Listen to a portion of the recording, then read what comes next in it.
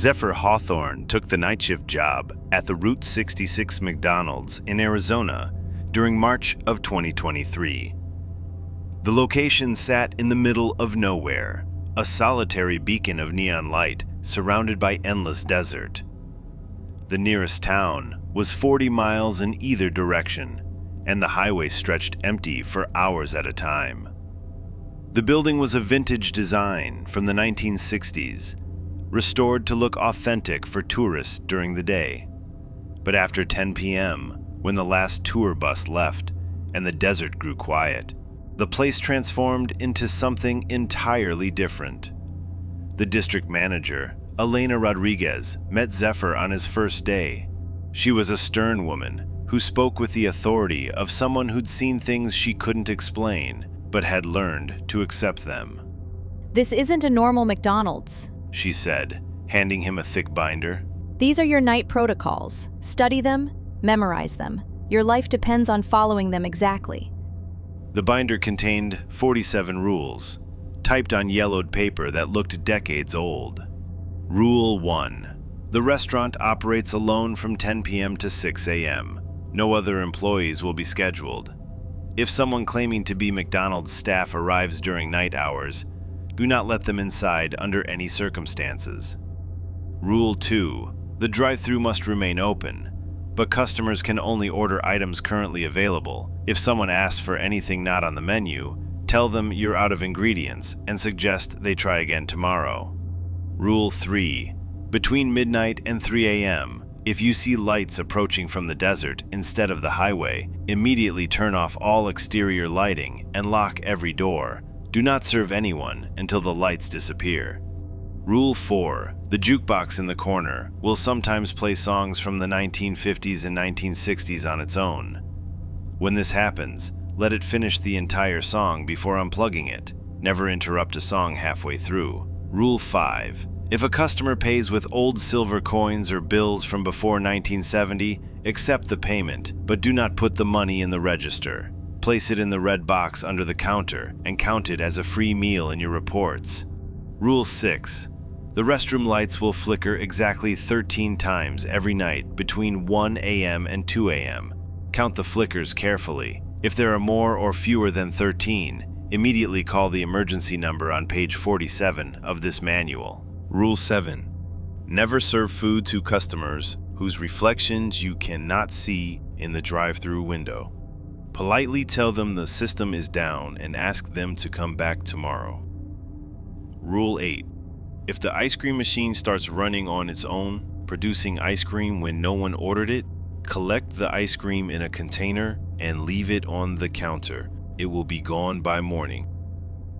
Rule 9. The radio will occasionally pick up broadcasts that sound like they're from decades ago. If you hear references to President Kennedy, the Vietnam War, or moon landings as current events, immediately change the station. Rule 10. Between 2 a.m. and 4 a.m., if someone knocks on the windows in a pattern of 3 knocks, pause, then 7 knocks, unlock the front door and leave it open for exactly 10 minutes. Do not look outside during this time. Rule 11. The security cameras sometimes show customers in the dining area even though the doors are locked.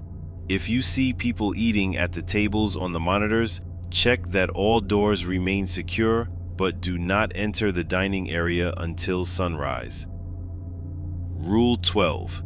If a customer orders a Big Mac, fries, and a Coke, and then says, "Just like Johnny used to make," serve them normally, but do not charge them. They will leave exact change plus a tip on the counter. Zephyr thought the rules were elaborate pranks, until his third night, when he learned about Johnny Martinez. It was 11:30 p.m. when the jukebox suddenly lit up and began playing "Love Me Tender" by Elvis Presley. Zephyr watched as the machine cycled through songs from the late 1950s, each one playing at slightly higher volume than normal. The music echoed through the empty restaurant, creating an eerie atmosphere that made him constantly check over his shoulder. When the jukebox finally went silent, Zephyr unplugged it as instructed, but as he walked back to the counter, he noticed something that made his blood run cold. In the reflection of the drive-through window, he could see someone sitting in booth 3. A young man in a McDonald's uniform from the 1960s, white shirt, black bow tie, and a paper hat. Zephyr spun around, but the dining area was empty. When he looked back at the window reflection, the figure was still there, eating what appeared to be a Big Mac and fries. Following the rules, Zephyr checked that all doors remained locked, then returned to his position behind the counter. Every time he glanced at the window reflection, the figure was there, sometimes eating, sometimes just sitting and staring directly at Zephyr's reflection. At 1:15 a.m., the restroom lights began to flicker. Zephyr counted carefully. 1, 2, 3, 4, all the way to 13. Exactly 13 flickers, just as the rules predicted. But the flickering was accompanied by sounds from the restrooms, running water, toilets flushing, and what sounded like someone whistling an old tune. The real test came at 2:47 a.m., when a car pulled up to the drive-thru. Through the speaker, a woman's voice ordered, "I'd like a Big Mac, large fries, and a Coke, just like Johnny used to make." Zephyr prepared the order without charging the customer, exactly as Rule 12 instructed. When the car pulled up to the window, he got his first look at the customer and immediately understood why these rules existed. The woman appeared to be in her 70s, but she was wearing clothes from the 1960s, a blue dress with white polka dots and a hairstyle that looked like it hadn't changed in 60 years. Her car was a pristine 1965 Ford Mustang that looked like it had just rolled off the assembly line. "Thank you, sweetheart," she said as Zephyr handed her the food. "Johnny always made 'em just right. I've been coming here every Wednesday night for, how long has it been now?" "Ma'am, who is Johnny?" The woman smiled sadly. "Johnny Martinez. Sweetest boy who ever worked here. We were going to get married, you know, right after his shift ended. But that was, when was that? 1967, 1968? Time gets so confusing when you're waiting for someone." She drove away, and Zephyr watched her taillights disappear into the desert. When he checked the security footage the next morning, there was no record of any car at the drive-thru during that time. Elena arrived the next morning and found Zephyr sitting in the office staring at the rule binder. "You met Mary Catherine," Elena said. It wasn't a question. "Who is she?" "Johnny Martinez worked here from 1966 to 1968. He was engaged to Mary Catherine Wells. They planned to get married as soon as Johnny saved enough money to buy a house. On their wedding night in August 1968, Johnny was working a double shift to earn extra money for their honeymoon. He was supposed to get off at midnight, but he stayed late to help train a new employee." Elena poured herself a coffee and continued. "At 12:30 a.m., 2 men robbed the restaurant, shot Johnny 3 times in the chest. He died holding Mary Catherine's engagement ring, which he'd been planning to surprise her with. An upgrade from the simple band he'd given her when he proposed." "What happened to Mary Catherine?" "She waited in the parking lot until 3 a.m., wondering why Johnny hadn't come out. When the police arrived, they found her sitting in her Mustang, still in her wedding dress. She never accepted that Johnny was dead. Started coming back every Wednesday night, ordering the same meal Johnny used to make for her during his breaks. But she looked so real." Mary Catherine died in 1994. Car accident on this same stretch of highway. She was driving back from the cemetery where Johnny was buried, coming here like she had every Wednesday night for 26 years. Zephyr learned that the Route 66 McDonald's sat on a stretch of highway known for its high number of fatal accidents and mysterious disappearances. The restaurant had become a kind of way station for souls who couldn't move on, people whose last earthly desires centered around this one location. The rule about desert lights became clear on his 15th night. At 1:30 a.m., Zephyr saw headlights approaching from deep in the desert, moving in a straight line toward the restaurant. The lights weren't following any road. They came directly across the sand and scrub brush as if the driver could see a path that didn't exist. Following protocol, Zephyr immediately shut off all exterior lights and locked every door. The restaurant went dark, and he watched through the window as the lights got closer. What pulled into the parking lot wasn't a car. It was a school bus from the 1970s. Yellow paint faded and rusted, windows cracked and dark. The bus sat there idling for 20 minutes, its engine making sounds that no earthly motor should produce, grinding, screaming sounds like metal being torn apart. Then the bus doors opened. Children began filing out, dozens of them, all wearing clothes from different decades spanning the 1950s through the 1980s. They moved in perfect formation, walking directly toward the McDonald's front door. Their faces were pale and expressionless, and they left no footprints in the sand. The children pressed their faces against the dark windows, their breath fogging the glass despite the desert heat. They didn't knock or speak, but Zephyr could hear them humming. All of them hummed the same melody. Happy Birthday played slowly, like a funeral march. After an hour, the children returned to the bus in the same orderly fashion. The bus pulled away, its lights disappearing back into the desert as mysteriously as they'd arrived. Elena later explained that the desert bus appeared during the new moon each month. In 1982, a school bus carrying 37 children had broken down on a class trip. The bus driver had tried to walk to the highway for help, leaving the children on the bus. A desert storm hit, temperatures dropped below freezing, and by the time rescue crews found the bus 3 days later, all the children had died of exposure. "They're not dangerous," Elena said. "They're just lost. They see the lights of the restaurant and think it means civilization, safety, but they can't come inside because they don't belong in our world anymore." The most disturbing rule became relevant on Zephyr's 21st night.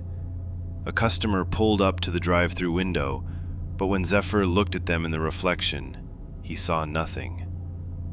The car was there, the voice was real, but the person had no reflection.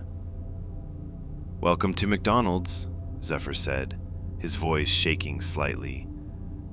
"I'll take a number 2 with no pickles," the customer said. The voice sounded normal, friendly even. "I'm sorry, our system is down right now. Could you come back tomorrow?" There was a long pause. Then the voice changed, becoming deeper, more hollow. "You can see that I'm here. You can hear me speaking. Why won't you serve me?" "Company policy, I apologize for the inconvenience. I've been driving for 3 days straight. I haven't eaten anything. Please, I just want a burger." Zephyr's heart pounded, but he remembered the rule. "I'm sorry, you'll have to come back tomorrow." The car sat at the window for another 10 minutes. Occasionally, the customer would speak again, each time sounding more desperate, more angry. Finally, the car drove away, but as it left, Zephyr heard something that chilled him to the bone. Laughter. Not human laughter, but something that sounded like multiple voices laughing at once, echoing across the desert long after the car's taillights disappeared.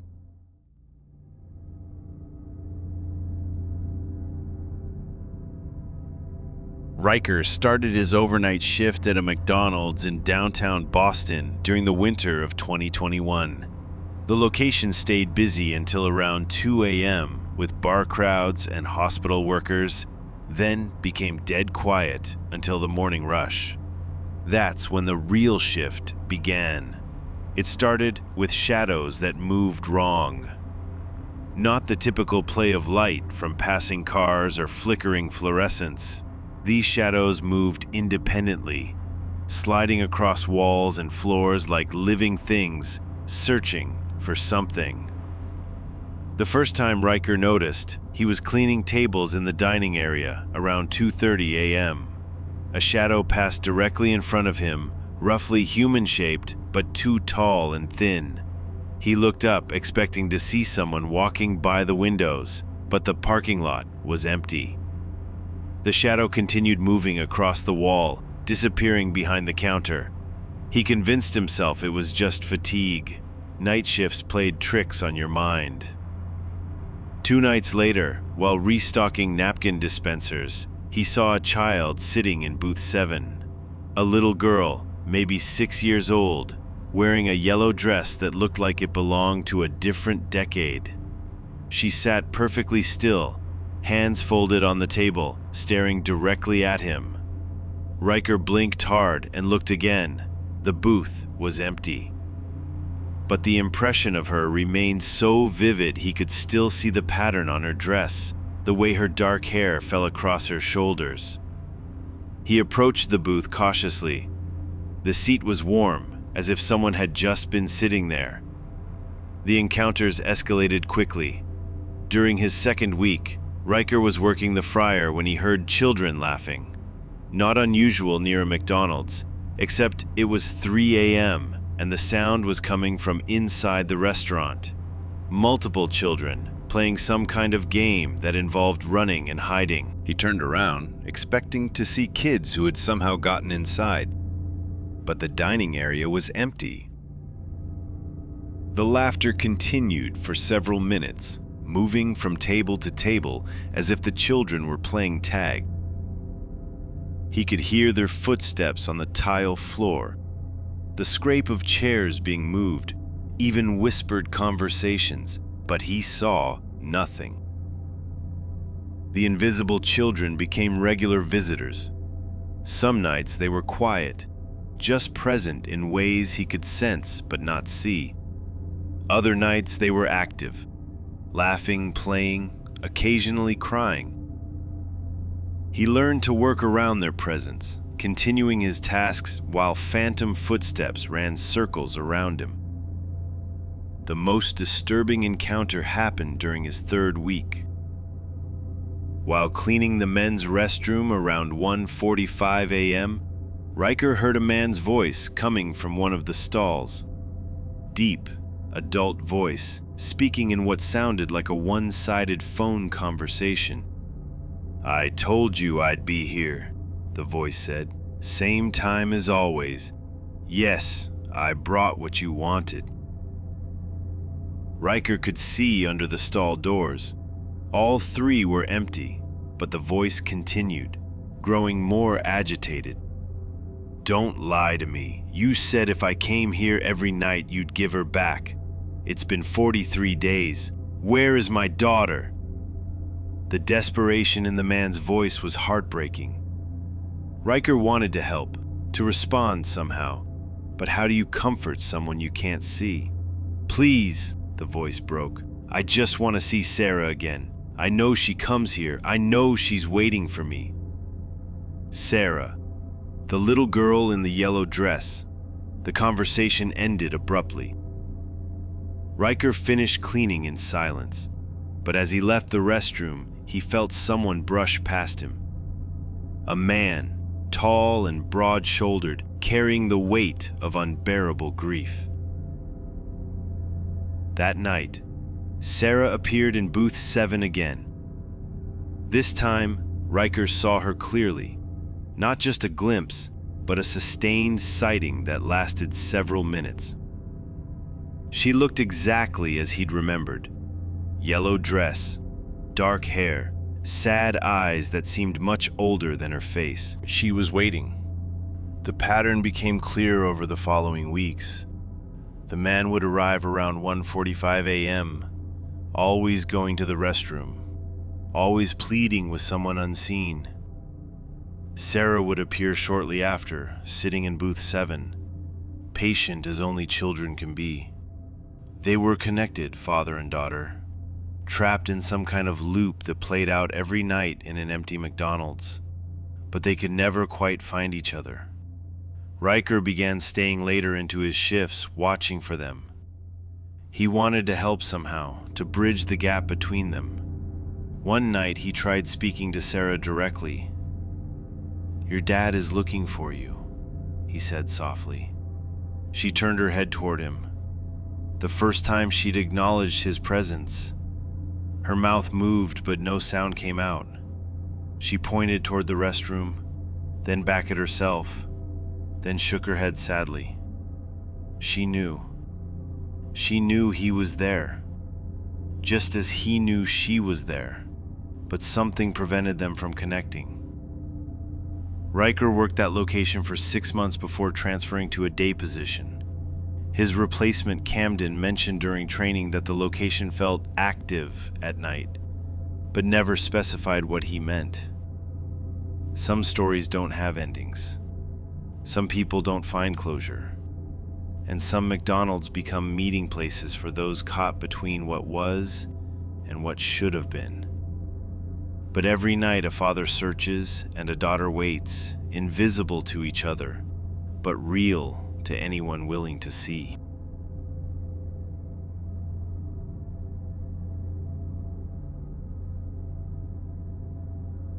Kestrel moved to Denver in early 2020, right before the world went insane. While everyone else struggled with lockdowns and uncertainty, he landed a steady night shift at a 24-hour McDonald's near the University District. The location stayed open for delivery drivers and essential workers, meaning Kestrel often worked completely alone for hours. The training was different here. His manager, a grizzled man named Frank, who'd run night shifts for 15 years, sat him down with a different kind of orientation. "This building has history," Frank explained. "Built on an old cemetery in 1987. The city relocated most of the bodies, but," he shrugged, "sometimes they miss a few. You'll learn to coexist." Frank's rules were more complex than typical employee guidelines. Protocol A: if the shake machine starts running by itself, make 3 chocolate shakes and leave them on counter 2. Do not drink them. Do not throw them away until morning shift arrives. Protocol B: the lights in the storage room will flicker exactly 13 times between 3:17 and 3:21 a.m. Count them. If it's any other number, evacuate immediately and call Frank. Protocol C: someone will knock on the back door every Tuesday at 4:44 a.m. Do not answer, do not acknowledge. Continue working. Protocol D: if a customer orders food for table 7, prepare the order normally but deliver it to the empty booth in the corner. Payment will be left on the table by morning. Protocol E: the security cameras will show movement in empty areas. This is normal. If they show stillness when you can see movement, that is not normal. Kestrel's first encounter with Protocol A happened during his second week. At 2:33 a.m., the shake machine roared to life on its own, dispensing 3 perfect chocolate shakes.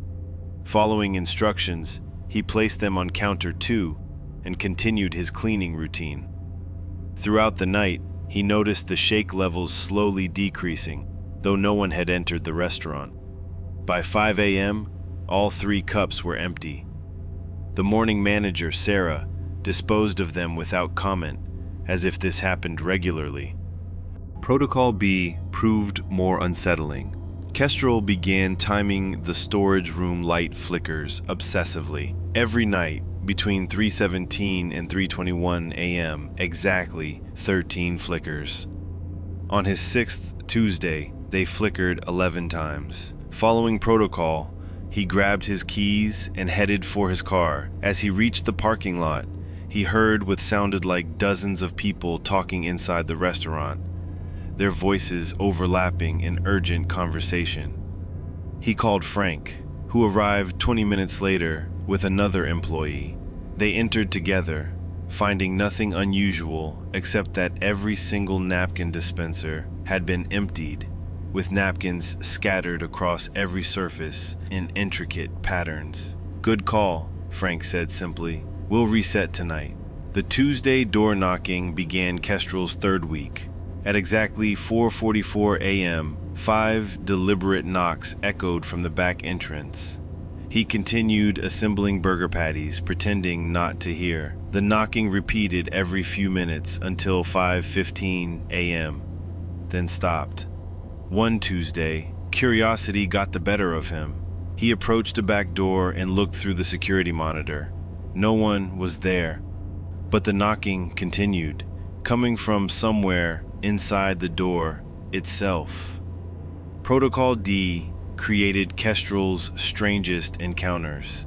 The first Table 7 order came through the app at 1:28 a.m. 2 Big Macs, large fries, and a Diet Coke.